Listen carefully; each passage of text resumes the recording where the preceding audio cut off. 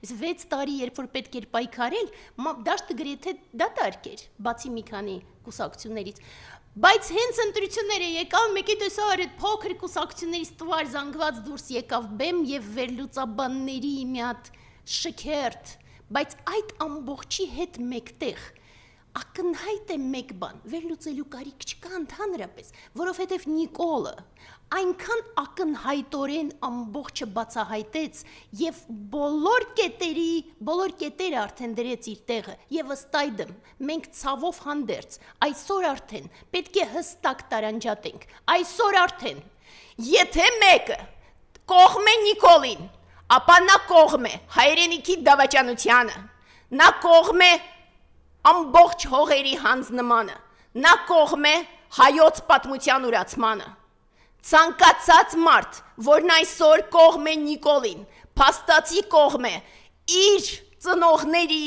պապերի, գերեզմանների պղծմանը, կողմ է հայ առաքելական սուրբ եկեղեցու ոչնչացմանը, կողմ է ամբողջ հայ ազգի ուրացմանը։ Սա փաստ է, ցավով, բայց այդպես է, եւ ըստ այդմ ցանկացած մարդ, ով այսօր կողմ է Նիկոլին, կամ դավաճան է, կամ անմեղսունակ, բայց եթե անմեղսունակ եք, ապա գոնե ձեզ իրավունք մի վերապահեք մեր հայրենիքի ճակատագիրը որոշելու։ Երկրորդ տիպի մարդիկ, դա նրանք են, ովքեր որ վախենում են խոսել, շարունակում են լռել իրենց տեղերում եւ նրանք բոլորը կամ վախկոտ են, կամ իրենց հոգիները այլոց վաճառած եւ փաստացի այդ առևտրային մոտեցմամբ, որ ցանկացած պահին պատրաստ են վաճառվել, անկախ դրանից թե ում։ Եվ միայն երրորդ խումբը նրանք են, մեր նման, ում համար հայրենիքը եւ հայրենասիրությունը դա զուտ երգերից ինչ որ տողեր չեն, այլ առաջին հերթին նորից եւ նորից պատասխանատվությունը, սերն ու կարիքցանքը յուրաքանչյուր քարիքի հանդեպ, ոչ միայն ամբողջ տարածքների, որ դավաճանը հանձնում է օրեցօր, այլ յուրաքանչյուր քարիքի, եւ դրա համար մենք պարտավոր ենք խոսել, մենք իրավունք չունենք լռելու եւ ողբամ նրանց, ովքեր մինչ այժմ դա չեն հասկանում։ Եվ ըստ այդմ, երբ որ մենք անընդհատ խոսում ենք եւ մտածում ենք, թե ինչ կարելի է անել, գիտեք, փաստը հետեւյալն է. Նիկոլը ոչ թե պարզապես չարիք է, ինքը նման է այդ օտարածին մարմնին, երբ որ մտածում ես օրինակ մարմնի մեջ, սովորական մարմնի մեջ, երբ որ մտնում է ինչ-որ օտար վնասակար մարմին, մարմինը սկսում է պայքարել ամբողջությամբ, սկսվում են տարբեր պրոցեսներ օրգանիզմի մեջ, բորբոքումներ, ինֆեկցիաներ, տարբեր տարրերը այս կամ այն ձևով վտանգված են, եւ հենց սա է պատճառը, որ ամբողջությամբ մենք տեսնում ենք խայտարակ բացասական հույզեր ամբողջ Հայաստանով, տեսնում ենք դժբախտ պատահարներ ամբողջ Հայաստանով, տեսնում ենք ջղայնությունը, որ տարբեր ձևերով է դրսևորվում։ Այս ամբողջի պատճառը Նիկոլն է։ Նիկոլը վարակ է եւ հիվանդություն է մեր ամբողջ հին, բայց միևնույնը կայուն ազգի համար։ Եվ դրա համար Նիկոլից պետք է անհապաղ ձերբազատվել։ Եվ այստեղից գալիս է այն մյուս հարցը, որը շատ ցավոտ է այսօր ամբողջ ժողովրդի համար, եւ ես իհարկե հասկանում եմ բոլորին, ովքեր որ սարսափած մտածում են, բայց ինչպես ձերբազատվենք Նիկոլից։ Եվ դրա համար ես նորից ու նորից ասում եմ, մենք անձամբ ես եւ իմ նման մի քանի մարդիկ ասում ենք, մենք դեմ ենք ընտրություններին։ Մենք դեմ ենք ընտրություններին 21 թվականին եւ այժմ էլ մենք դեմ ենք ընտրություններին։ Ինչու՞։ Մենք կողմ ենք, որ ընդհանրապես, այո, թող ընտրություններով լինի եւ թող խաղաղ լինի ամբողջ փոփոխությունը, սակայն դա օրենք է, երբ որ մեկը հանցագործություն է գործում, հանցագործին դատում են, նստացնում են եւ այդպես լուծում են իր հարցերը, այլ ոչ թե թողնում են, որ ինքը մասնակցի ընտրություններին եւ դրանով լեգիտիմիզացնում են իր հանցագործությունը։ Բայց ցավոք սրտի եկանք ինչին որ եկանք։ Եվ այսօր ցավոք սրտի մենք կանգնած ենք արդեն ընտրությունների շեմին։ Եվ դրա համար խոսենք ընտրություններից։ Ու նորից մարդիկ ասում են, որ մարդ չկա ումից, որ մենք ընտրենք, եւ ես հասկանում եմ, որովհետեւ ինչ որ ձևով նայում ես այդ եսի շքերթը նորից, հա, որ բոլոր տեղերում իրենց դեմքեր ու այդ դեմքերից առանձնացնող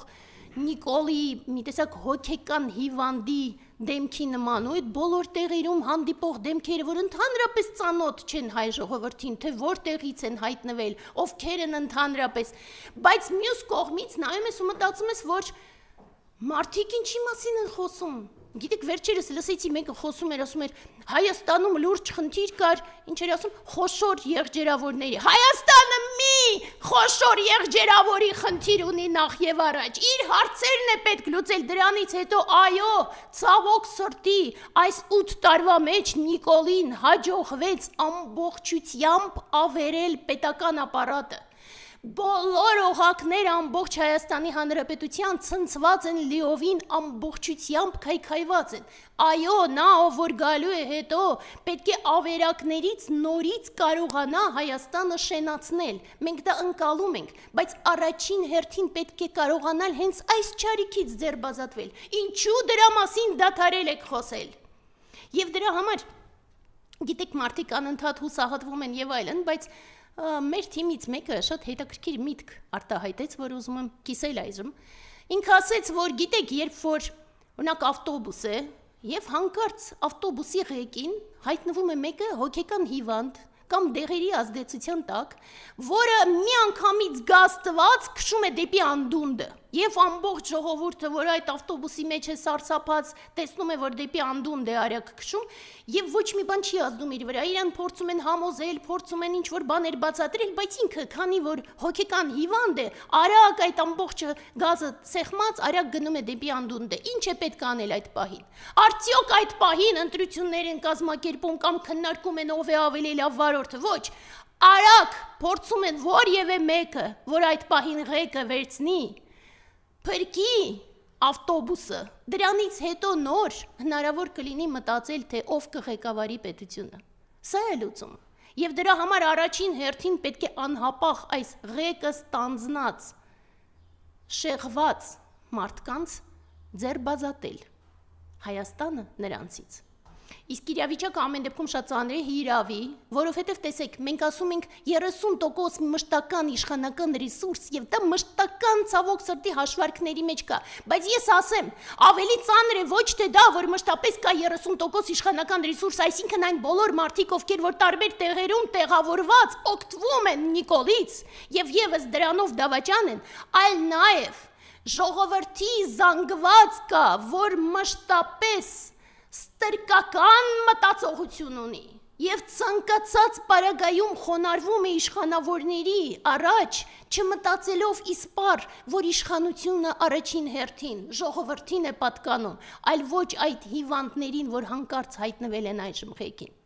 Այս ամբողջ տխուր բաների հետ մեկտեղ մի հատ ուրախ բան ասեմ, ինչքան որ հնարավոր է։ Գիտեք, վերջերս մտածում էի, որ մենք անընդհատ տխրում ենք ժողովրդի վիճակից, որ բոլորը անջատված են ու անջատվածների իրոք ստվար զանգված կա, բայց կա նաև մարդիկ, ովքեր իրենց մեջ կայծ են կրում, այն տարբեր տեղերում Նիկոլին պարզապես հանկարծ պատահական հանդիպող, բայց երեսին ամբողջ ասող, որովհետև սրտի մեջ քաջություն են պահում, որ միգուցե իրենք առօրյա կյանքում չգիտեն էլ, որ խիզախ են, բայց հանկարծ նրան հանդիպելիս ասում են, ու դրա համար ես ուզում եմ ասել ձեզ, որ մենք ենք հայերը, նրանք չեն, հայերը մենք ենք, այն պապիկը, որ չկարողացավ լռելու ասեց Նիկոլին ամբողջ ինչ որ կա, այն երեխան, որ իր կարծիքը հայտնեց Նիկոլին, այն տիկինը, որ ամբողջ ասեց, նրանք են հայը,